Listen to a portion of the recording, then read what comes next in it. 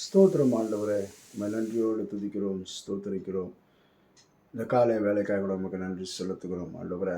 நீர் நல்லவர், வல்லவர், மகிமைக்கு பாத்திரர் ஆண்டவரே. உம்மை நன்றியோடு துதிக்கிறோம், ஸ்தோத்திரிக்கிறோம். ஹல்லேலூயா, ஸ்தோத்திரம் ஆண்டவரே. உம்மை போற்றுகிறோம் அப்பா, உம்மை புகழுகிறோம், உம்மை வாழ்த்துகிறோம், உம்மை வணங்குகிறோம் ஆண்டவரே. ஹல்லேலூயா, ஸ்தோத்திரம் ஆண்டவரே. இப்பொழுதும் கர்த்தாவே, இந்த காலை வேளையில் உம்முடைய ஆண்டவரே, இந்த காலை ஆராதனை உம்முடைய கருத்தில் ஒப்பு கொடுக்கிறோம் அப்பா. உடைய வார்த்தைகளை கர்த்தர் தாமே நீர் எங்களோடு கூட பேசும்படியாக என்னுடைய கருத்தில் ஒப்பு கொடுத்து செபிக்கிறோம். தேவன் நீர் நல்லவர் ஆண்டவரே. நீர் ஒவ்வொருவரையும் ஆண்டவரை பாதுகாத்து வருகிறீர். அதற்காக உம்மை நன்றியோடு துதிக்கிறோம், ஸ்தோத்திரிக்கிறோம் ஆண்டவரே. கர்த்தருடைய கரம் எப்பொழுதும் எங்களோடு கூட இருந்து எங்களை வழி நடத்தும்படியாக என்னுடைய கரத்தில் ஒப்பு கொடுத்து செபிக்கிறோம். வார்த்தைகளை ஆண்டவரை நாங்கள் உட்கொண்டு அதன்படி ஆண்டவரை கர்த்தாவே உம்முடைய நாமத்தை மகிமைப்படுத்துவதற்காக நீர் எங்களை எடுத்து பயன்படுத்தும்படியாக என்னுடைய கரத்தில் ஒப்பு கொடுத்து செபிக்கிறோம். கர்த்தர் தாமே எல்லாவற்றையும் பொறுப்பெடுத்துக் கொள்ளுங்கப்பா. ஆசீர்வதிங்க, வழி நடத்துங்க. இயேசுவின் மூலம் செபிக்கிறோம் எங்கள் நல்ல பிதாவே, ஆமென். இந்த நாளிலும் பார்த்தீங்கன்னு சொன்னால் பிரியமானவர்களே, நம்முடைய வாழ்க்கையில், இந்த உலகத்தில் வாழ்கிற வாழ்க்கையில் ஒவ்வொரு மனிதனுக்கும் தேவைப்படுகிறது சில முக்கியமான காரியங்கள் இருக்கிறது. என்னென்னு சொன்னால், இந்த உலகத்தில் ஆண்டவராகிய இயேசு கிறிஸ்து வாழும் பொழுது கூட அவருக்கும் பல காரியங்கள் தேவைப்பட்டது. அவர் ஒரு ராஜாதி ராஜாவாக இருந்தும், அவர் ஒரு தேவனாக இருந்தும் கூட அவருக்கு பல காரியங்கள் இந்த உலகத்தில் வாழும்பொழுது தேவைப்பட்டது. ஆகையினாலே இந்த நாளிலும் நமக்கும் அப்படி பல காரியங்கள் தேவைப்படுகிறது. அது என்னென்னலாம் நமக்கு தேவைப்படுகிறது என்பதை குறித்து நாம் இப்பொழுது தியானிக்க இருக்கிறோம். இந்த நாளிலும் நாம் இந்த உலகத்தில் ஜீவிக்கும் பொழுது ஒவ்வொரு மனிதனுக்கும் மிக அவசியமாக சில காரியங்கள் தேவைப்படுகிறது. எப்படி ஜீவிக்க வேண்டும் என்பது குறித்ததான எல்லா காரியங்களும் நமக்கு தேவைப்படுகிறபடினாலே அதை குறித்து நாம் தியானம் செய்வோம். கர்த்தர் நல்லவர், அவர் கிருபை என்றும் உள்ளது. இந்த நாளிலும் ஒவ்வொரு மனிதனுக்கும் தேவையான காரியங்கள் என்ன என்பதை குறித்து நாம் ஆராய இருக்கிறோம். இந்த நாளிலும் நாம் வாழ்க்கிற வாழ்க்கையில் ஏதாவது ஒரு துணை தேவைப்படுகிறது, ஏதாவது ஒரு உதவி தேவைப்படுகிறது. அதே நேரத்தில் அதை எப்படி நாம் கையாள வேண்டும் என்பக்கூடிய ஞானம் தேவைப்படுகிறது, புத்தி அறிவு எல்லாம் தேவைப்படுகிறது. எல்லோரும் இந்த உலகத்திலே நாம் வாழ்கிறோம்.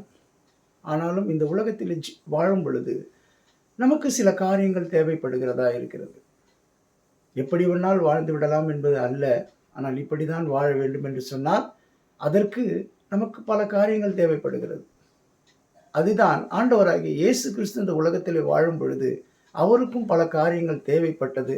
அவரும் அந்த காரியங்களெல்லாம் சேர்ந்துதான் அவர் வாழ்ந்தார் இந்த உலகத்தில். ஆகையினாலே நமக்கும் அப்படிப்பட்ட காரியங்கள் தேவையாக இருக்கிறபடினாலே இந்த நாளிலும் கர்த்தர் நம்மளோடு கூட இடைப்படணும். அதை குறித்ததான நாம் தியானிக்க இருக்கிறோம். இந்த நேரத்திலும் கர்த்தர் நமக்கு இந்த வார்த்தைகளை நாம் புரிந்து கொள்ளும்படியாய் தேவன் நம்மளோடு கூட இடைப்படணும். பாருங்க, ஆண்டவர் இந்த உலகத்திலே வாழும் பொழுது சில காரியங்கள் தேவைப்பட்டது. நான் வாசிக்கிறேன். லூக்கா 2:52 நான் வாசிக்கிறேன். மனித வாழ்க்கைக்கு தேவையான முக்கிய அம்சங்கள் இந்த தலைப்பில் தேவன் எப்படியெல்லாம் இந்த உலகத்தில் வாழும் பொழுது அவருக்கும் பல தேவைகள் இருந்தது. அந்த தேவைகள் அவர் எப்படி பெற்றுக்கொண்டார், அவர் எப்படி அந்த தேவையோடு கூட வாழ்ந்தார் என்பதை குறித்து நாம் பார்க்க இருக்கிறோம். பாருங்க, லூக்கா 2:52 இயேசுவானவர் ஞானத்திலும் வளர்த்தியிலும் தேவ கிருபையிலும் மனுஷர் தயவிலும் அதிகமாய் விருத்தி அடைந்தார். இந்த நாளிலும் பார்த்தீங்கன்னு சொன்னால், இந்த உலகத்தை ஆளுகிற ராஜாதி ராஜா, இந்த உலகத்தையே சர்வ லோகத்தையும் படைத்தவர் அவர் இந்த உலகத்திலே வந்து வாழும் பொழுது அவருக்கு சில காரியங்கள் தேவைப்பட்டது. ஏனால் இந்த உலகத்திலே ஞானம் தேவைப்படுகிறது, தேவ கிருபை தேவைப்படுகிறது. அது மாத்திரம் அல்ல, மனுஷனுடைய தயவும் தேவைப்படுகிறது. நமக்கு எந்த மனுஷனும் வேணாம் என்று சொல்ல முடியாது. ஏன்னா ஏதாவது ஒரு மனுஷன் மூலமாக தான் ஆண்டவர் நமக்கு உதவி செய்ய முடியும். ஆகையினால் தான் ஆண்டவரே இந்த உலகத்திலே வாழும் பொழுது இந்த காரியங்களை மிக முக்கியமாக அவர் உட்கொண்டு அதன்படி வாழ ஆரம்பித்தார். ஞானத்தில் வளர்ந்தார். கிருபையில தேவ கிருபையிலே வளர்ந்தார், மனுஷ தயவிலையும் வளர்ந்தார். இன்றைக்கு ஒவ்வொரு பிள்ளைகளா இருக்கட்டும், யாராக இருக்கட்டும், அவர்கள் இது முக்கியமாக அவர்கள் இதை பெற்றுக்கொள்ள வேண்டும். ஞானம் அவசியம், அதே நேரத்தில் தேவனுடைய கிருபையும் அவசியம், அதே நேரத்தில் மனுஷனுடைய தயவும் அவசியம். ஒரு குடும்பத்திலே கூட ஒருத்தருக்கு ஒருத்தர் விட்டு கொடுத்து ஒருத்தருக்கு ஒருத்தர் உதவி செய்தால்தான் அந்த குடும்பம் சரியாக போய் கொண்டிருக்கும். அதுபோல இந்த உலகத்தை ஆளுகிற ராஜாவே இது போல வாழ்ந்தார். அடுத்த வசனம் பாருங்க, 1 சாமுவேல் 2:26 சொல்லப்பட்டிருக்கிறது, சாமுவேல் என்னும் பிள்ளையாண்டானோ பெரியவனாக வளர்ந்து கர்த்தருக்கும் மனுஷருக்கும் பிரியமாக நடந்து கொண்டான். பாருங்க, இந்த சாமுவேல் என்கிற அந்த தீர்க்கதரிசி இந்த உலகத்திலே ராஜாக்களை உண்டாக்குறவராக இருந்தார் இந்த சாமுவேல். அதனாலதான் ஆண்டவர் ஒரு மனிதன் மூலியமாக தான் இந்த உலகத்திலே பல காரியங்களை செய்ய முடிந்தது. அதற்காகத்தான் இந்த சாமுவேலை கர்த்தர் ஆசீர்வதித்தார். இந்த சாமுவேல் கூட எப்படி தேவ கிருபையிலே வளர்ந்தார். சிறு வயது முதல் கொண்டு அவர் ஒரு ஆலயத்திலே வளர்ந்து கொண்டு வருகிறார். தேவ கிருபையிலும் மனுஷர் தயவிலும் தான் அவரும் வளர்ந்தார். எப்படிப்பட்டவர் அந்த சாமுவேல்னு பார்த்தீங்கன்னு சொன்னா, ராஜாக்களை உருவாக்குகிறவர். Is a king maker. அவர் ராஜாக்களை உருவாக்குகிறவராக இருந்தபடினாலே அந்த சாமுவேல், அந்த குட்டி சாமுவேல் தேவ சமூகத்திலே தேவ தயவிலே வளர்கிறார். அப்போ இந்த உலகத்திலே பெரிய காரியங்களை செய்கிறவர்கள் எப்படி வாழ்ந்தார்கள்னா, தேவனுடைய தயவும் கிடைச்சது, ஞானமும் இருந்தது, அதே நேரத்தில் மனுஷருடைய தயவும் இருந்தது. ஆனால் அந்த மனுஷர் தயவை யார் ஏற்படுத்துவார் என்று பார்த்தீங்கன்னு சொன்னால், ஆண்டவரே ஏற்படுத்துவார். சாமுவேலுக்கு யார் அந்த மனுஷ தயவை ஏற்படுத்தினது? ஆண்டவர் ஏற்படுத்தினார். அந்த ஆலயத்திலே அவர் வளர்ந்து கொண்டிருக்கிறார். ஏலி மற்ற காரியங்கள் அவர்களுக்கு உதவி செய்வதற்கு, அவர் தேவைகளை சந்திப்பதற்கு ஒரு மனுஷரை ஆண்டவர் ஏற்படுத்தினார். அது தேவனால் தெரிந்து கொள்ளப்பட்ட மனுஷன் நமக்கு உதவி செய்கிறவர்களாக இருப்பார்கள். எல்லா மனுஷரும் மோசமானவர்கள், எல்லா மனுஷரும் கெட்டவர்கள் என்று நினைக்கவே கூடாது. எல்லோரும் நல்லவர்கள் தான். ஏனென்றால் சூழ்நிலைக்கு ஏற்ற போல அவர்கள் மாறுகிறார்கள். ஆனால் ஆண்டவர் நமக்கு ஒரு உதவியை ஏற்படுத்தினார் என்று சொன்னால், ஒரு நண்பரை ஏற்படுத்தினார் என்று சொன்னால், இல்லை ஒரு உதவிக்காரரை ஏற்படுத்தினார் என்று சொன்னால், அது நிச்சயமாகவே அது நமக்கு பிரயோஜனமாக இருக்கும். அதை நாம் கண்டுபிடிக்க வேண்டும். ஆகையினால பாருங்க, மூன்றாவதாக பார்த்தீங்கன்னு சொன்னால், நீதிமொழிகளில் என்ன சொல்லப்பட்டிருக்கிறது? 3:4, அதனாலே தேவனுடைய பார்வையிலும் மனுஷருடைய பார்வையிலும் தயையும் நற்புத்தியும் பெறுவார். தேவனோடு கூட இருக்கும் பொழுது மனுஷருக்கும் பிரியமா இருக்கலாம். என்ன பண்றான்? எல்லோரிடத்திலும் நற்புத்தி உள்ளவர்களாக இருக்கலாம். இந்த காரியங்களை குறித்து தான் நம்ம பார்க்க இருக்கிறோம். 3 காரியங்களை பார்க்க இருக்கின்றோம். முதலாவது ஞானம், 2வது தேவ கிருபை, 3வது மனுஷனுடைய தயவு. இந்த நாளிலும் பிரியமானவர்களே, இந்த காரியங்களை நாம் பார்க்கும் பொழுது இந்த வசனங்கள் நம்மோடு கூட இடைப்படணும். இது தேவனுடைய வார்த்தை. வானமும் பூமியும் ஒழிந்து போகும், அவருடைய வார்த்தைகளோ ஒரு நாளும் ஒழிந்து போகாது என்று சொல்லப்பட்டிருக்கிறது. பிரியமானவர்களே, இந்த வார்த்தை அதிகாரம் உள்ள வார்த்தை. இந்த வார்த்தையில சொல்லி சொல்லித்தான் இந்த உலகத்தை ஆண்டவர் படைத்தார். அவருடைய வாயிலிருந்து வார்த்தை ஒவ்வொன்றும், வானம் உண்டாக கடவுது, பூமி உண்டாக கடவுது, சமுத்திரம் உண்டாக கடவுது, எல்லா மிருகங்களும் உண்டாக கடவுது, எல்லாவற்றையும் படைத்தார் ஆண்டவர். அந்த வார்த்தையினால் தான் எல்லாவற்றையும் படைத்தார். ஆகையினால் இந்த வார்த்தை மிக முக்கியமானது. பாருங்க, இந்த ஞானம் முதலாவது நாங்கள் எப்படி நம்மளுக்கு கிடைக்கிறது? முதலாவது ஞானத்தை குறித்து பார்ப்போம். இந்த ஞானம் எப்படி கிடைக்கிறது? விசிட்டம். இந்த ஞானம் ரொம்ப ரொம்ப அவசியம். இந்த உலகத்தில் எத்தனையோ ஞானம் இருக்கிறது. பார்த்தீங்கன்னு சொன்னால், நிறைய காரியங்களை செய்கிறார்கள், இந்த உலக காரியங்களை செய்கிறார்கள், பல உலகத்தில் மக்கள் பார்த்து வியக்கும்படி செய்கிறார்கள். ஆகையினாலே இந்த நாளிலே நாம் பெற்றுக்கொள்ளுகிற இந்த ஞானம் எப்படிப்பட்ட ஞானம்? இந்த ஞானம் மாத்திரம் ஒருவனுக்கு இருந்ததுன்னு சொன்னால், இந்த உலகத்தில் சரியான பாதையிலே செல்ல முடியும். சரியான பாதையிலே செல்ல வேண்டும் என்று சொன்னால் இந்த ஞானம் தேவை. இந்த உலகத்திலே எல்லாருக்கும் ஞானம் இருக்கிறது. ஒரு ஞானம் இல்லாமல் எந்த காரியத்தையும் அவர்கள் செய்ய மாட்டார்கள். ஆனால் இங்கே சொல்லப்படுகிற ஞானம் மிக முக்கியமான ஞானம். பாருங்க, இந்த நாளிலும் பார்த்தீங்கன்னு சொன்னால், நீதிமொழிகள் 9:10 வசனத்தில் என்ன சொல்லப்பட்டிருக்குதுன்னு பார்த்தீங்கன்னு சொன்னால், கர்த்தருக்கு பயப்படுதலே ஞானத்தின் ஆரம்பம். பரிசுத்தரின் அறிவே அறிவு. பாருங்க, கர்த்தருக்கு பயப்படுதலே ஞானத்தின் ஆரம்பம். இந்த ஞானம் ஆரம்பிக்குது, எப்படி ஆரம்பிக்கிறதுன்னு பார்த்தீங்கன்னு சொன்னா, நீங்க எந்த மதத்தை குறித்தவர்களாக இருக்கலாம். ஆனால் கிறிஸ்துவ மதத்திலே சொல்லப்படுகிறது, ஞானம், கர்த்தருக்கு பயப்படுகிறவன் ஞானவான் என்று சொல்லப்பட்டிருக்கிறது. அப்போ கர்த்தருக்கு பயப்படுதலே ஞானத்தின் ஆரம்பம். It's the starting of this wisdom. Fear to Lord. கர்த்தருக்கு பயப்படுதலே ஞானத்தின் ஆரம்பம் என்று சொல்லப்பட்டிருக்கிறது. பிரியமானவர்களே, இந்த நாளிலும் இந்த ஞானம் பெற்றுக்கொள்ள வேண்டும் என்று சொன்னால், இந்த உலகத்திலே எத்தனையோ பிள்ளைகள் எப்படி எப்படியோ வாழ்கிறார்கள், எத்தனையோ மனிதர்கள் எப்படி எப்படியோ வாழ்கிறார்கள். ஆனால் இந்த ஞானத்தை பெற்றுக்கொண்டவர்கள், ஆண்டவருக்கு பயந்து அவரிடத்திலே ஞானத்தை பெற்றுக்கொள்ளுகிறவர்கள், அவர்கள் இந்த உலகத்திலே ஜீவிக்கும் பொழுதே தன்னுடைய வாழ்க்கையிலே சரியான பாதையை தேர்ந்தெடுத்து கொண்டு சென்று கொண்டிருக்கிறார்கள். அதனால தான் இந்த இடத்துல சொல்லப்பட்டிருக்கிறது, எத்தனையோ இந்த உலகத்தில் ஞானம் இருக்கிறது, ஆனாலும் கர்த்தருக்கு பயப்படுதலே ஞானத்தின் ஆரம்பம் என்று சொல்லப்பட்டிருக்கு. முதலாவதாக நாம் ஞானத்தை குறித்து பார்க்கிறோம். இந்த ஞானம் எவ்வளவு முக்கியமாக இருக்கிறது என்பதை குறித்து நாம் சற்று சிந்தித்து பார்ப்போம் என்று சொன்னால், ஒரு ஆலோசனை பெறும் பொழுதோ அல்லது மற்றவர்களிடத்தில் சம்பாஷிக்கும் பொழுதோ நம்முடைய வாழ்க்கையை நாம் எப்படி சீர்தூக்கி பார்க்க போகிறோம் என்பதை குறித்து சற்று சிந்தித்து பார்த்தீர்கள் என்று சொன்னால், இந்த தேவ ஞானம் டோட்டலி டிஃபரெண்ட். உலகத்தில் எப்படிப்பட்டவர்களாக இருக்கிறார்கள், நம்மளுக்கு எப்படிப்பட்ட உதவிகள் செய்கிறார்கள் என்பதை சொல்லிட்டு சீர்தூக்கி பார்க்கிறது இந்த ஞானம். ஆகையினாலே இந்த ஞானம் எப்படி கிடைக்கிறது?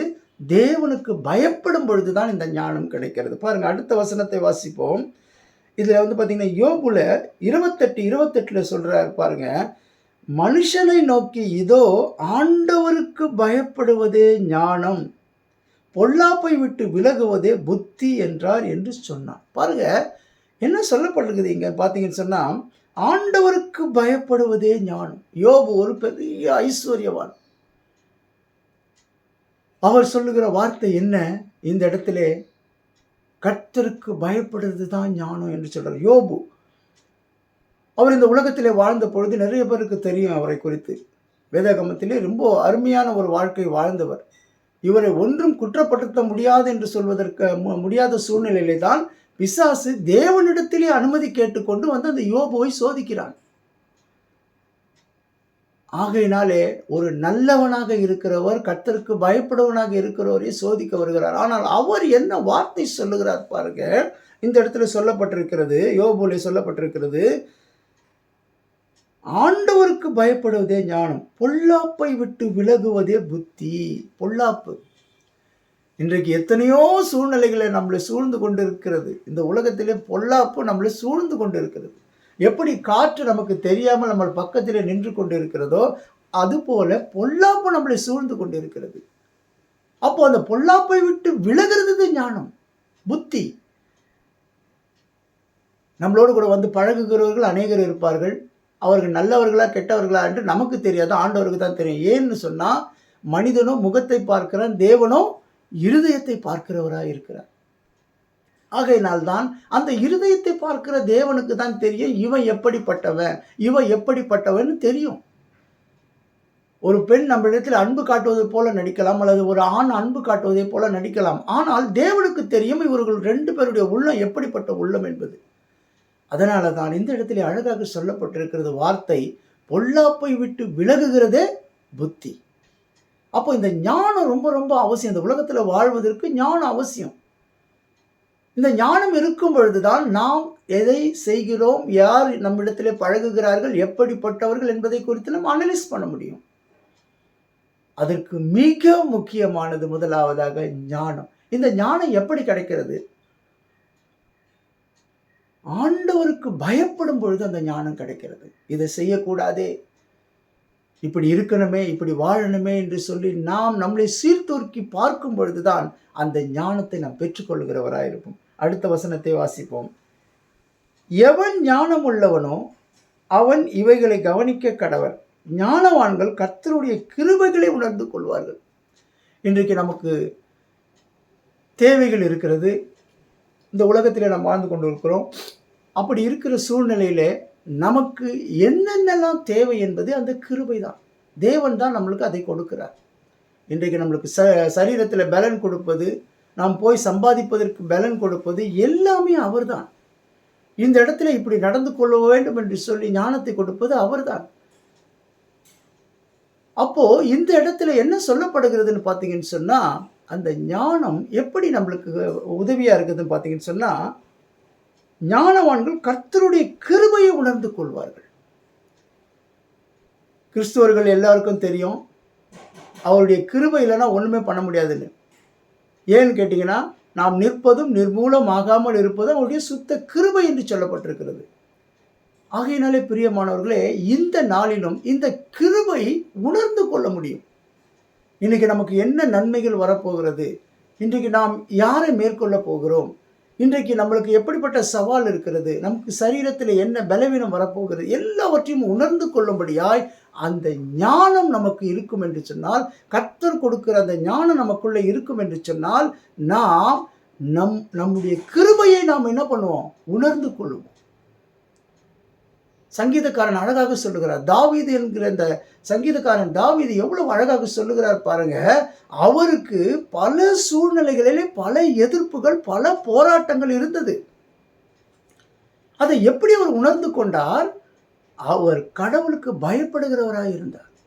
அவர் ஒரு ராஜாவாக இருந்தால் கூட அவர் என்ன சொல்லுகிறார்னு கேட்டீங்கன்னா, என் வலது கர்த்தர் என் பட்சத்தில் இருக்கிறபடினால் நான் பயப்படேன் என்று சொல்லுகிறார். இன்றைக்கு நம்மளுக்கு பயம் வரங்க. நம்ம சரீரத்தில் பலவீனம் வந்துருச்சுன்னா நமக்கு ஆட்டோமேட்டிக்காக பயம் வந்துடும். இந்த டெஸ்ட் எடுக்கலாமா, அந்த டெஸ்ட் எடுக்கலாமா, நம்ம எப்படி ஜீவிக்க போகிறோம், நம்ம எப்படி வாழ போகிறோம், நம்மளுக்கு தெரியலையே, நம்மளுக்கு இவ்வளோ பலவீனம் இருக்கிறதே என்று சொல்லி நாம் அங்கலாய்த்து கொண்டு இருப்போம். அப்பொழுது கர்த்தருக்கு பயப்படுகிறவனாய் இருந்தோம் என்று சொன்னால் நமக்கு என்ன நேரிட போகிறது என்பதை நாம் உணர்ந்து கொள்ள முடியும். அதிலிருந்து நாம் தப்பித்து கொள்ள முடியும். அதற்குத்தான் இந்த ஞானம் மிக அவசியமாக இருக்கிறது. இந்த ஞானம் இருந்தது என்று சொன்னால் நாம் இந்த உலகத்திலே எதை வேணாலும் நாம் உணர்ந்து கொள்ள முடியும். ஹல்லேலூயா. சற்று சிந்தித்து பார்ப்போம். பாருங்க, இன்னொரு வசனத்தை வாசிப்போம். நீதிமொழிகள் 4:7 என்ன சொல்லுதுன்னு பாருங்க. ஞானமே முக்கியம், ஞானத்தை சம்பாதி, எண்ணத்தை சம்பாதித்தாலும் புத்தியை சம்பாதித்துக்கொள். அவ்வளோ ஒரு ப்ரிஷியஸான வேர்ட்ஸ் தெரியுங்களா இது? இந்த உலகத்திலே இங்கே சம்பாதிக்கலாம், அப்படி சம்பாதிக்கலாம், இந்த வீடை கட்டலாம், இவ்வளோ ஒரு வாழ்க்கை வாழலான்னு நினைக்கிறோம். எல்லாமே நமக்கு தேவைதான். ஆனால் அதை காட்டிலும் இதைவிட முக்கியமானது என்ன சொல்கிறார் பார்த்தீங்கன்னா, நீதிமொழிகள் இந்த ஞானத்தை ஆண்டவர் கொடுத்தார். இந்த சாலமோனுக்கு ஆண்டவர் கொடுத்த ஞானம். இதுக்கு முன்பாக இதுக்கு பின்பாக யாரும் இருக்க மாட்டாங்கன்னு சொல்லி ஆண்டவர் இடத்துல அவர் வேண்டிக் கொள்ளும் பொழுது சாலமோனுக்கு தேவன் கொடுத்த ஞானம். எப்படிப்பட்ட ஞானம் இருக்குது? சீபாஸ்திரி ஸ்திரீ வந்து கேட்கிறாள், இப்படிப்பட்ட ஒரு ஞானத்தை நான் பார்க்கவில்லையே என்று சொல்லி. இந்த சாலமோனுக்கு கொடுத்த ஞானம் யார் கொடுத்ததுங்க? ஆண்டவர் கொடுத்தார். அவர் சரியில்லாமல் அவர் கடைசி காலத்தில் வேற மாதிரி பண்ணலாம், அதை பற்றி கவலை இல்லை. ஆனால் ஆண்டவர் கொடுத்த அந்த ஞானம் எவ்வளவு வல்லமை உள்ளதாக இருந்தது தெரியுங்களா? சற்று சிந்தித்து பார்க்க வேண்டும். பாருங்க, அந்த நீதிமொழிகளில் சொல்லப்பட்டிருக்கிற ஞானமே முக்கியம், ஞானத்தை சம்பாதி, எண்ணத்தை சம்பாதித்தாலும் புத்தியை சம்பாதித்துக்கொள். எவ்வளோ தான் பணம் சம்பாதிச்சாலும் ஞானத்தை சம்பாதித்துக்கொள். எப்படி ஒன்றா செலவழிக்கலாங்க, பணத்தை எப்படி ஒன்றா செலவழிக்கலாம். ஆனால் நீ கர்த்தருக்கு பயந்து ஞானத்தை பெற்றுக்கொண்டவனாய் இருந்தால் உன்னுடைய எல்லா காரியங்களிலும் தேவன் நாமம் மகிமைப்படும்படியாக இருக்கும். நீங்கள் யாராக இருந்தாலும் சரி, கர்த்தருக்கு பயப்படுதலே ஞானத்தின் ஆரம்பம். அதுதான் இப்படி நடத்தி கொண்டு வருகிறது. பாருங்க, பிரசங்கி 7:12 சொல்லப்பட்டிருக்கிறது, ஞானம் கேடகம், திரவியமும் கேடகம், ஞானம் தன்னை உடையவர்களுக்கு ஜீவனை தரும், இதுவே அறிவின் மேன்மை. என்ன சொல்றாரு பாருங்க, ஞானம் தன்னை உடையவர்களுக்கு ஜீவனை தருமா. இன்றைக்கு நாம் இந்த உலகத்தில் வாழ்கிறோம், நாம் இன்னைக்கு வாகனத்தில் பயணம் செல்கிறோம், எங்கெங்கெல்லாம் நாம் செல்கிறோம், போகிறோம், வரோம். ஆனால் இந்த ஞானம் மாத்திரம் இல்லைன்னு சொன்னால் நாம் எப்படி ஒன்றா வாகனத்தை ஓட்ட முடியும்? நமக்கு மரணம் நேரிடும். ஆனால் இங்கே என்ன சொல்லப்பட்டிருக்கிற, ஞானம் ஜீவனை தருமா, நம்மளை உயிரை காப்பாற்றுதுன்றது. இந்த வசனம் என்ன சொல்லுது? இந்த உயிரை காப்பாற்றுகிறது என்று சொல்லப்படுகிறது. அப்போ ஞானம் எவ்வளவு முக்கியமாக இருக்கிறது. ஒவ்வொருவனுக்கும் மிக முக்கியமான காரியம் இந்த ஞானம். அதுதான் இந்த இடத்துல என்னத்தை சம்பாதிச்சாலும் ஞானத்தையும் புத்தியும் சம்பாதித்துக்கொள். நீ இந்த உலகத்துல எவ்வளவுனா கோடி கோடியா பணம் சம்பாதித்துக்கொள்.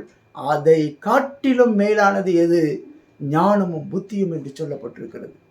சற்று சிந்தித்து பார்க்க வேண்டும் பிரியமானவர்களே. கோபப்படுவதும், மற்றவர்களிடத்திலே தவறாக நடந்து கொள்வதும், சிலரை நாம் வஞ்சிப்பதும், இது எல்லாம் எங்கே இருக்கிறது? இந்த ஞானத்தில் இருக்கிறது. சற்று நாம் சிந்தித்து பார்க்க வேண்டும். இதை கடைப்பிடிப்பது மிக கடினம். ஆனால் தேவ தயவு இருந்தது என்று சொன்னால் நாம் இதையெல்லாம் சரியாக நடத்தி விடலாம். அடுத்த வசனத்தை வாசிப்போம் பாருங்க. 1 கொரிந்தியர் 1:18. இந்த இடத்திலே அழகாக சொல்லப்பட்டிருக்கிறது. ஞானவான் என்ன? இங்கே அதுக்கு முன்னாடி நம்ம பார்த்தோம். ஞானவான் கிருபையை உணர்ந்து கொள்ளுவான். அப்போ ஞானவான் இந்த கிருபையை உணர்ந்து கொள்வான் என்று சொன்னால் நமக்கு வருகிற இந்த காரியம் என்ன, இந்த வார்த்தை என்ன, இது யார் என்ன சொல்லுகிறார்கள் சொல்லி உணர்ந்து கொள்ள முடியும். அதை தான் இந்த இடத்துல பாருங்க. 1 கொரிந்தியர் 1:18 சொல்லப்பட்டிருக்கிறது. சிலுவை பற்றிய உபதேசம் கெட்டு போகிறவர்களுக்கு பைத்தியமாய் இருக்கிறது, ரட்சிக்கப்படுகிற நமக்கோ அது தேவ பலனாய் இருக்கிறது. சற்று சிந்தித்து பார்ப்போம் பிரியமானவர்களே. இதை உணர்ந்து கொள்ள வேண்டும். அதுதான் இந்த கிருபை இருந்ததுன்னு சொன்னால், இந்த ஞானம் இருந்ததுன்னு சொன்னால் இது நம்ம உணர்ந்து கொள்ள முடியும். அப்போ இதை உணர்ந்து கொள்ளாதவர்கள் எப்படிப்பட்டவர்களாக இருக்கிறார்கள்? அவர்களுக்கு இந்த சிலுவையினுடைய காட்சி பைத்தியம் போல தெரிகிறது. ஆனால் ரட்சிக்கப்படுகிறவர்களுக்கு, அதை ஏற்றுக்கொள்கிறவர்களுக்கு, அதை உணர்ந்து கொள்கிறவர்களுக்கு, அதை பார்க்கிறவர்களுக்கு என்ன தோணுதுன்னு பார்த்தீங்கன்னு சொன்னால் பிரியமானவர்களே, அதன் மேலே என்ன வருகிறது? ஒரு ஆசை வருகிறது. சற்று சிந்தித்து பார்க்க வேண்டும். இன்றைக்கு உணர்ந்து கொள்ள வேண்டும். அப்படி உணர்ந்து கொள்ளும் பொழுதுதான் இந்த இடத்துல சொல்லப்படுகிற இந்த வார்த்தை நாம் உணர்ந்து கொள்ள முடியும். சிலுவை பற்றிய உபதேசம் கெட்டு போகிறவர்களுக்கு பைத்தியமாய் இருக்கிறது. பைத்தியக்கார மாதிரி பேசுறான்டா இவன் பைத்தியக்கார மாதிரி சொல்றான்டா இவன்.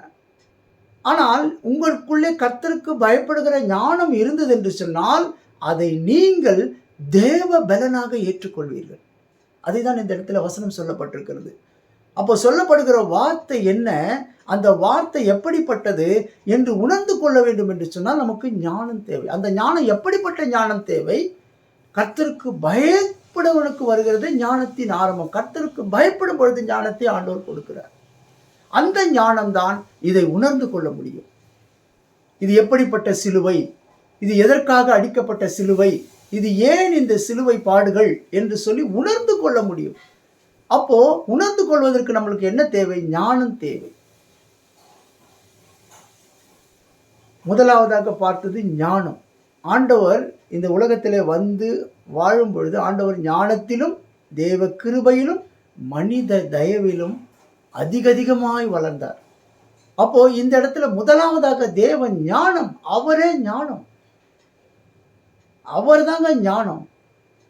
அவரை ஏற்றுக்கொண்டீர்கள் என்று சொன்னால், அவர்களை பெற்றுக்கொண்டீர்கள் என்று சொன்னால், அவரை உணர்ந்து கொண்டீர்கள் என்று சொன்னால் அதுவே ஞானம், ஞானத்தின் ஆரம்பம். சற்று சிந்தித்து பார்ப்போம் பாருங்க. ரெண்டாவது பார்த்தீங்கன்னு சொன்னா தேவ கிருபை. இந்த இடத்துல என்ன சொல்றாரு பாருங்க. பவுல் சொல்றாரு, நான் இருக்கிறதே தேவ கிருபை. ரெண்டாவதாக நமக்கு கிருபை தேவை. பாருங்க இந்த இடத்துல சொல்லப்படுகிறது பாருங்க. ஆகிலும் நான் இருக்கிறது தேவ கிருபையினாலே இருக்கிறேன். அவர் எனக்கு அருளிய கிருபை விருதாவாய் இருக்கவில்லை. அவர்கள் எல்லோரிலும் நான் அதிகமாய் பிரயாசப்பட்டேன். ஆகிலும் நான் அல்ல, என்னுடனே இருக்கிற தேவ கிருபையை அப்படி செய்தது. பாருங்க, மிகப்பெரிய காரியங்களை செய்தார் இந்த உலகத்தில். அவர் இஸ் a வெல் எஜுகேட்டட். அவர் செய்த காரியங்கள் மிகப்பெரிய காரியங்கள். அந்த காரியங்களை குறித்து அவர் பெருமை பாராட்டவில்லை. நான் படித்தவன், எனக்கு எல்லாம் தெரியும், நான் எல்லாத்தையும் செய்து முடிச்சேன்னு அவர் சொல்லலை. அந்த பவுல் அவர் என்ன சொல்ல வருகிறாருன்னு கேட்டிங்கன்னு சொன்னால், இது எல்லாமே எனக்கு தேவ கிருபை. ஏன்? அந்த பவுல் தேவனுக்கு பயப்படுகிறவராய் இருக்கிறார். அந்த தேவன் பொல்லாப்பை விட்டு விலகுகிறவராய் இருக்கிறார். அதனால தான் அந்த பவுலுடைய வாயிலிருந்து வருகிற வார்த்தை என்ன சொல்லப்படுகிறதுன்னு பார்த்தீங்கன்னு சொன்னால் பிரியமானவர்களே, இது எல்லாம் தேவ கிருபை என்று சொல்லுகிறார். இன்றைக்கு நிச்சயமாக ஒவ்வொரு கிறிஸ்துவரும் சொல்ல முடியும், இது எல்லாமே தேவ கிருபை தான். இன்றைக்கு நான் இந்த உலகத்தில் ஜீவிக்கிறது தேவ கிருபை தான். நான் இவ்வளோ பெரிய வசதிக்காரனாக இருக்கிறேன், அது முக்கியம் அல்ல. சரீரத்தில் பலன் கொடுத்து, ஜீவனை கொடுத்து, இந்த உலகத்திலே எல்லாவற்றிலும் நம்மளை அவர் வாழ வைத்து கொண்டிருக்கிறாரே. ஒவ்வொரு நாளும் நாம் நடப்பது கிருபை, ஒவ்வொரு நாளும் பேசுவது கிருபை, ஒவ்வொரு நாளும் நன்றாக பார்ப்பது கிருபை, நல்ல உணவை உண்ணுவது கிருபை.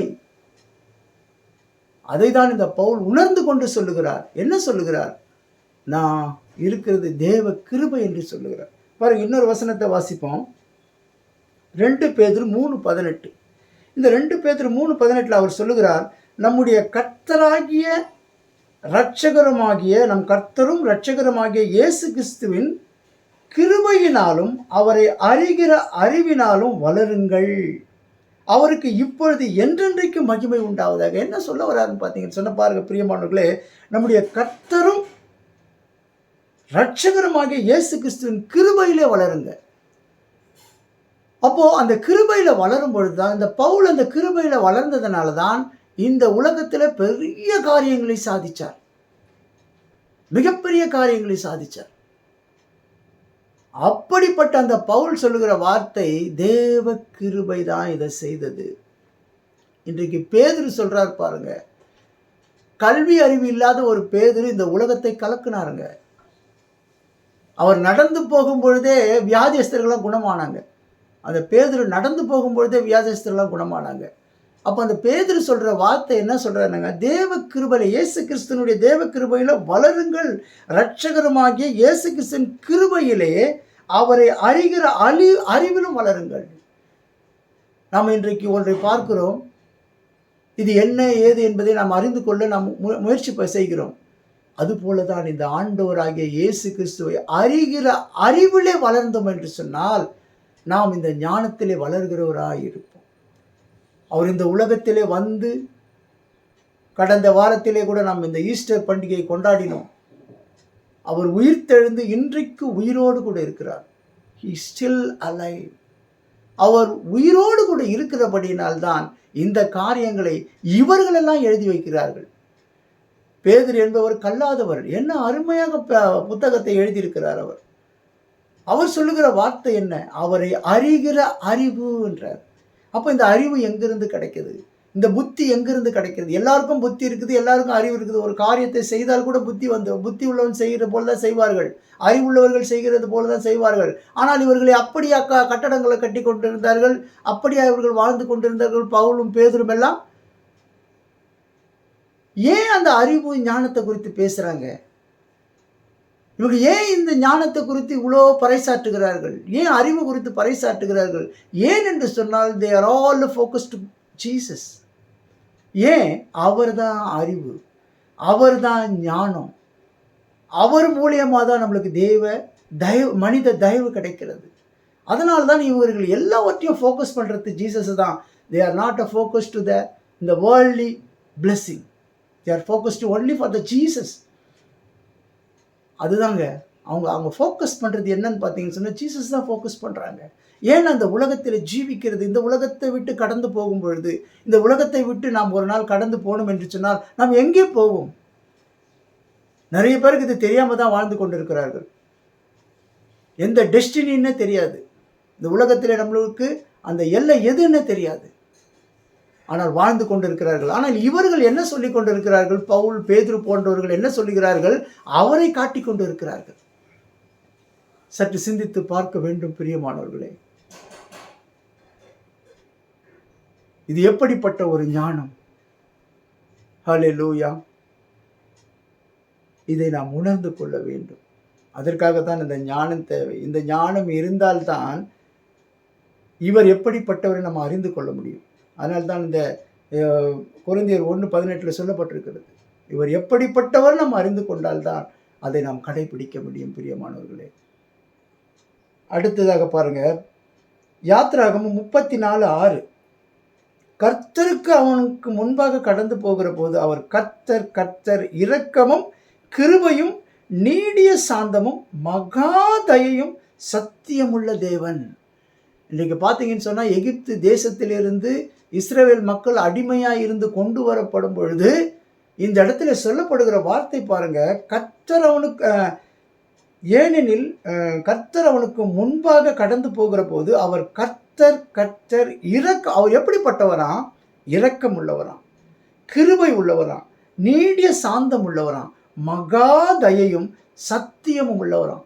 அதனால தாங்க இன்றைக்கு சொல்லப்பட்டிருக்கிறது, இயேசு கிறிஸ்துவை குறித்து தாங்க இந்த வேதாகமம் முழுவதும் எழுதப்பட்டிருக்கிறது. அவர் சத்தியவான், அவர் சத்தியம் உள்ளவர். Is the word, is the word of God. அவர் வார்த்தையின் தேவன்.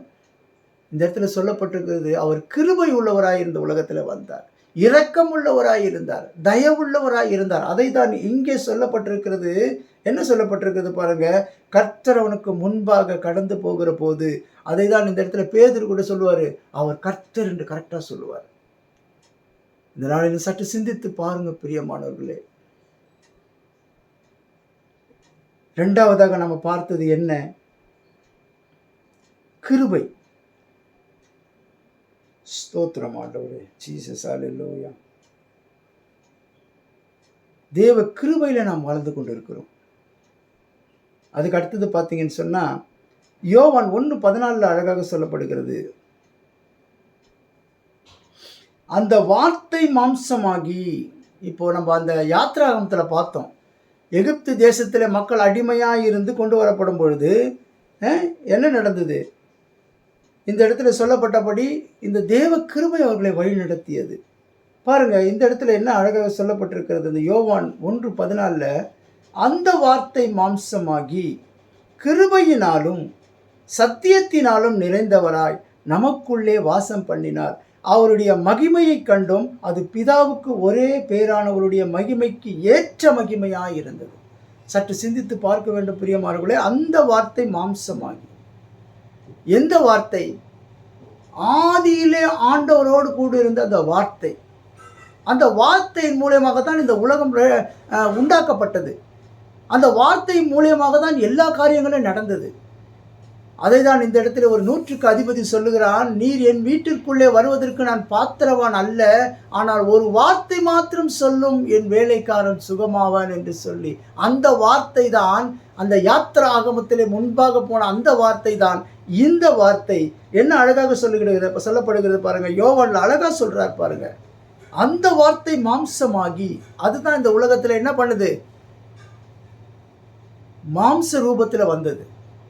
அந்த இயேசு குழந்தையாக இந்த உலகத்தில் பிறக்கிறது மாம்ச ரூபத்தில் வந்தார். அந்த வார்த்தையானவர் எப்படி வந்தார்? மாம்சத்தில் வந்தார். அதை தான் இங்க அழகாக சொல்ல, அந்த வார்த்தை மாம்சமாகி அவர் எப்படிப்பட்டவராய் இருந்தார்? கிருபையினாலும் சத்தியத்தினாலும் நிறைந்தவராய் நமக்குள்ளே வாசம் பண்ணினார். அவர் நமக்குள்ளவே இருந்தார், இந்த உலகத்தில் வாழ்ந்தார். ஆனால் என்ன பண்ண, அவருடைய மகிமை கண்டோம். அந்த மகிமை எப்படிப்பட்ட மகிமை? தேவனுக்கு ஏற்ற மகிமை, காற்றையும் கடலையும் அதட்டுகிற மகிமை. எப்படி அந்த செங்கடல் பிளந்ததோ அந்த போல மகிமை. எப்படி அந்த ஆகாருக்கு தண்ணீர் கொடுத்தார்களோ, இன்றைக்கும் இந்த இடத்துல அந்த புனித ஸ்தலமாக சொல்லப்படுகிறது ஜம்சம் என்ற இடத்துல அந்த தண்ணீர் கொடுத்தது ஆண்டவர். இவ்வளவு வல்லமை உள்ள அந்த தேவன் இன்றைக்கு மாம்சமாகி இந்த உலகத்தில் வந்தார். ரெண்டாவது பாருங்க, 2 பேதுரு 3:18 பாருங்க, நம்முடைய கர்த்தரும் இரட்சகருமாகிய இயேசு கிறிஸ்துவின் கிருபையினாலே. அதே வார்த்தை திரும்பவும் அவர் என்ன சொல்றார்? நாம் அவரை அறிகிற அறிவு நம்மளுக்கு வேணும்னு சொல்லி சொல்றார். பாருங்க, இந்த இடத்துல பார்த்தீங்கன்னு சொன்னா, தீத்து 2:11 சொல்றார் பாருங்க, ஏனெனில் எல்லா மனுஷருக்கும் ரட்சிப்பை அளிக்கத்தக்க தேவ கிருபையானது பிரசன்னமாகி. இன்னைக்கு பிரியமானவர்களே, சற்று நீங்கள் சிந்தித்து பார்ப்பீர்கள் என்று சொன்னால், அந்த தேவ கிருபையை பற்றி ஒரு தீர்த்து என்ன அழகாக சொல்லுகிறார் பாருங்க, ஏனெனில் எல்லா மனுஷருக்கும், not only Christian, not only Jew, he came from all the world. அவர் இந்த உலகத்தை எல்லாருக்காக தான் வந்தார். ஆகையினாலே ஒரு மனிதனை சார்ந்து அல்ல, அவர் இந்த உலகத்திற்கே இரட்சகராக வந்தவர் தான் அவர். அதை தான் நீங்க தீர்த்து அழகாக சொல்கிறார் பாருங்க, ஏனெனில் எல்லா மனுஷருக்கும் ரட்சிப்பை அளிக்கத்தக்க தேவ கிருபையானது பிரசன்னமாகி. இந்த உலகத்திலே அவர் வந்த பொழுது, குழந்தையாக வந்த பொழுது, அவர் சிலுவையில் மரிக்கும் பொழுது, அவர் எல்லாவற்றையும் உயிர்த்தெழுந்து ஜெயித்ததினால்தான் இந்த உலகத்திலே எல்லாவற்றையும் மேற்கொள்ள முடியுது.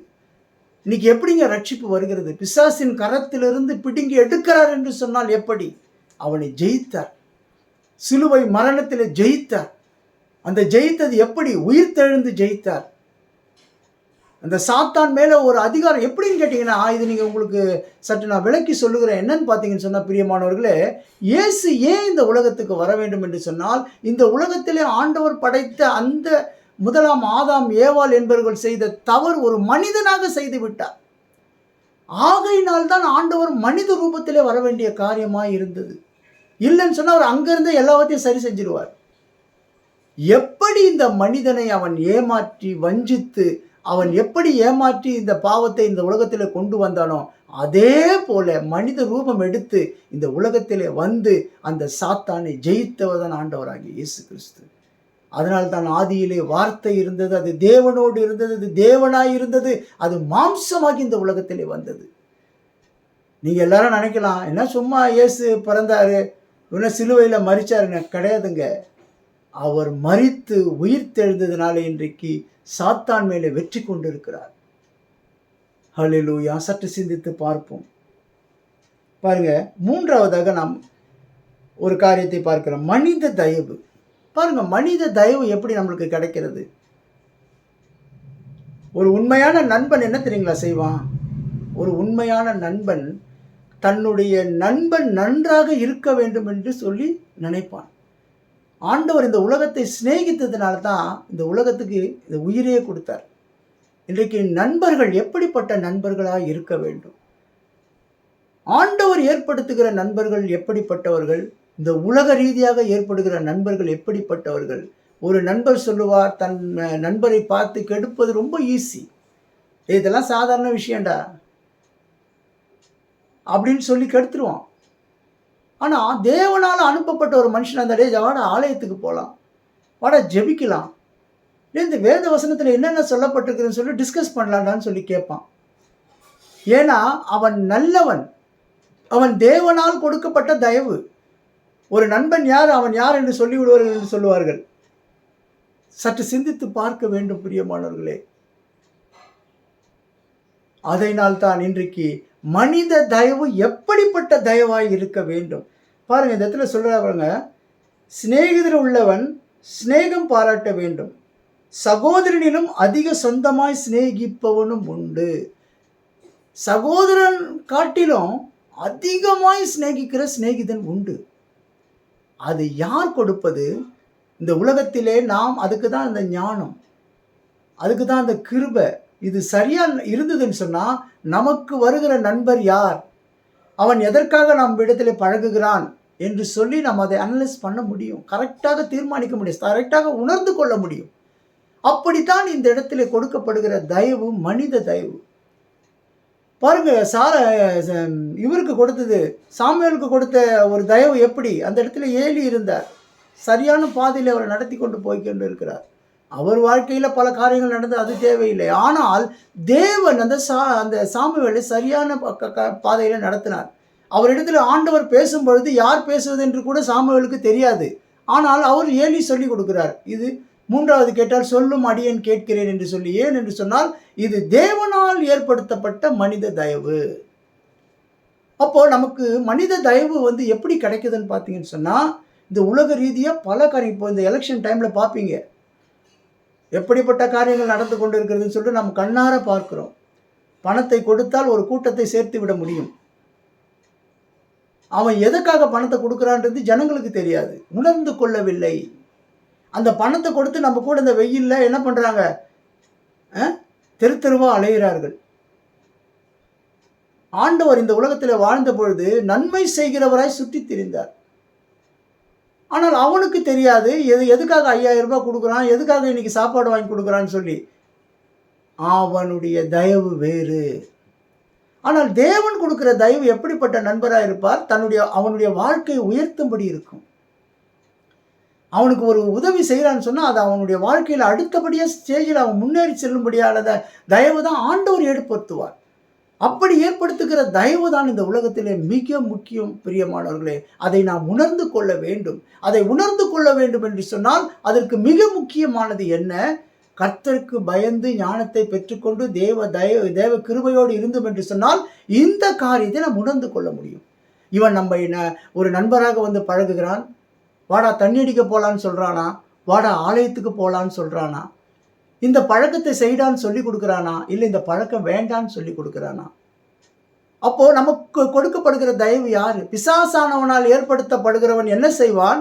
குடிக்க சொல்லிக் கொடுப்பான், போதை வஸ்துகளை உட்கொள்ள சொல்லிக் கொடுப்பான். அவன் பிசாசால் ஏற்படுத்தப்படுகிற நண்பர். ஆண்டவரால் ஏற்படுத்தப்படுகிற நண்பர் என்ன சொல்லுவார்னா, உன் சரீரத்தை பார்த்துக்கப்பா, உன் உடம்ப நல்லா ஆக்கிக்க, நீ ஆலயத்துக்கு போ, நீ வேதத்தை வாசி, நீ தேவனோடு கூட உறவாடு, உன்னுடைய வாழ்க்கையை ஆண்டவர் மாற்றுவார் என்று சொல்லி கொடுப்பான். அவன் தேவனால் ஏற்படுத்தப்படுகிற தயவு. பிசாசினால் ஏற்படுத்தப்படுகிற தயவு என்ன? பல தவறான பாதைகளிலே நம்மளை நடத்தி கொண்டு போகும். அதனால்தான் இங்கே நீதிமொழிகளில் சொல்லப்பட்டிருக்கிறது, பொல்லாப்பை விட்டு விலகுகிறதே புத்தி.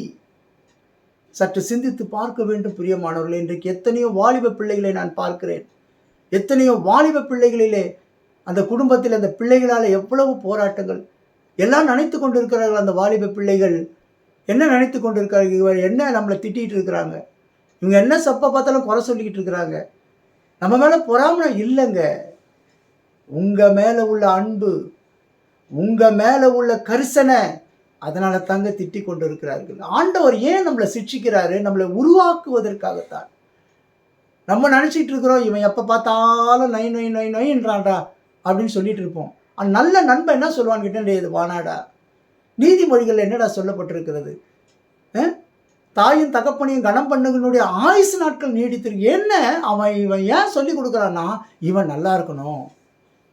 இதுதாங்க மனுஷன் தயவு ஆண்டவர் ஏற்படுத்துறாரு. அவன் சொல்லி கொடுக்குற வார்த்தையினாலே இவன் ஜீவனோடு இருக்க போகிறான். ஆகையினால்தான் மனித தயவு அவசியம். அது எப்படிப்பட்ட மனித தயவுன்னா, தேவனுக்கு பயந்து இருக்கும் பொழுது நமக்கு அப்படிப்பட்ட ஒரு நல்ல தயவை மனுஷர் மூலியமாக ஏற்படுத்துவார். சற்று சிந்தித்து பார்க்க வேண்டும் பிரியமானவர்களே. இந்த நாளிலே எல்லாரும் சற்று சிந்தித்து பார்க்க வேண்டும். பாருங்க, அதனால தான் இந்த இடத்துல சொல்லப்பட்டிருக்கிறது, மனுஷ தயவு ரொம்ப ரொம்ப அவசியம். பாருங்க, எபேசியர் 4:32 சொல்லப்பட்டிருக்கிறது. என்ன சொல்லப்படும்? ஒருவருக்கொருவர் தயவாயும் மன உருக்கமாயும் இருந்து கிறிஸ்துவுக்குள் தேவன் உங்களுக்கு மன்னித்தது போல நீங்களும் ஒருவருக்கொருவர் மன்னியுங்கள். எபேசியர் 4:32 அழகாக சொல்லப்பட்டிருக்கிறது. நாம் எப்படிப்பட்டவர்களாக இருக்கிறோம்? ஒருவருக்கு ஒருவர் மன்னிக்கிறவர்களாக இருக்க வேண்டும்.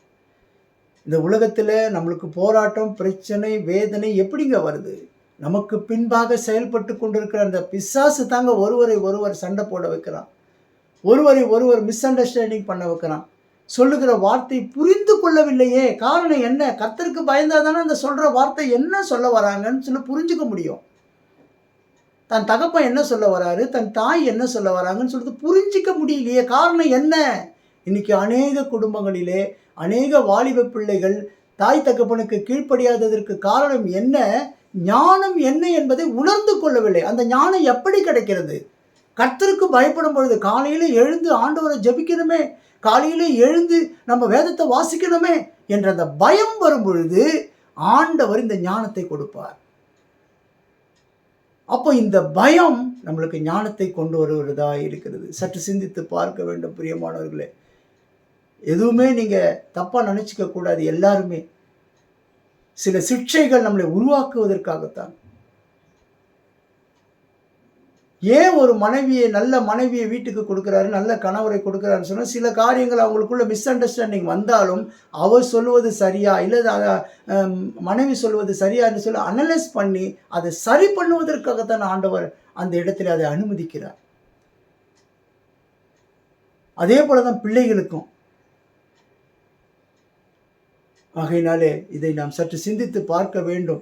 அதுக்கப்புறம் பார்த்தீங்கன்னு சொன்ன பிரியமானவர்களே, இந்த இடத்துல கொலோசியர் 3:12 என்ன சொல்லப்பட்டிருக்கிறது? ஆகையால் நீங்கள் தேவனால் தெரிந்து கொள்ள பரிசுத்தரும் பிரியருமாய் உருக்கமான இரக்கத்தையும் தயையும் மனத்தாழ்மையும் சாந்தத்தையும் நீடிய பொறுமையும் தரித்து கொண்டு நீங்கள் தேவனால் தெரிந்து கொள்ளப்பட்ட பரிசுத்தர். ஆகையினால நீங்கள் என்ன சொல்லணும்னு சொல்கிறாரு பார்த்தீங்கன்னா, உருக்கமான இரக்கத்தையும் தயவையும். இந்த தயவு ஆண்டவர் கொடுக்கிற தயவு எப்படி, வசனம் எப்படி சொல்லப்பட்டிருக்குது பாருங்க. ஒருவர் ஒருவர் கர்த்தருக்கு பயப்படுகிறவர்களாக இருந்தால் அந்த தயவை நாம் உணர்ந்து கொள்ளுவோம். இப்படிப்பட்டவர்கள் மற்றவர்களுக்கு என்ன செய்வார்கள்? தயவு காட்டுவார்கள், இரக்கம் காட்டுவார்கள். அப்போ இந்த தயவு, மனுஷ தயவு எப்படி கிடைக்கிறது? தேவனால் தான் கிடைக்கிறது. தேவன் இந்த தயவை ஏற்படுத்துகிறார். சற்று சிந்தித்து பார்க்க வேண்டும். பாருங்க, அடுத்த வசனத்தை கடைசியாக நான் ஒரு வசனத்தை சொல்லி நான் முடிக்கிறேன். 1 கொரிந்தியர் 13:4, அன்பு நீடிய சாந்தமும் தயவும் உள்ளது. அன்பு, பிள்ளை ஒரு மாதிரி தவறாக பேசுகிறான்னு சொன்னால் அந்த பிள்ளை மேலே வச்ச அன்பு, அந்த பிள்ளை ஏதாவது சொல்கிறான்னு சொன்னால் அதுக்கு பிள்ளை மேலே வைத்த அன்பு நிமித்தம் அதை தாங்கி கொள்கிறதாம். பாருங்கள் என்ன சொல்கிறத பாருங்கள். அன்பு நீடிய சாந்தமும் தயவும் உள்ளது. தயவு காட்டுது.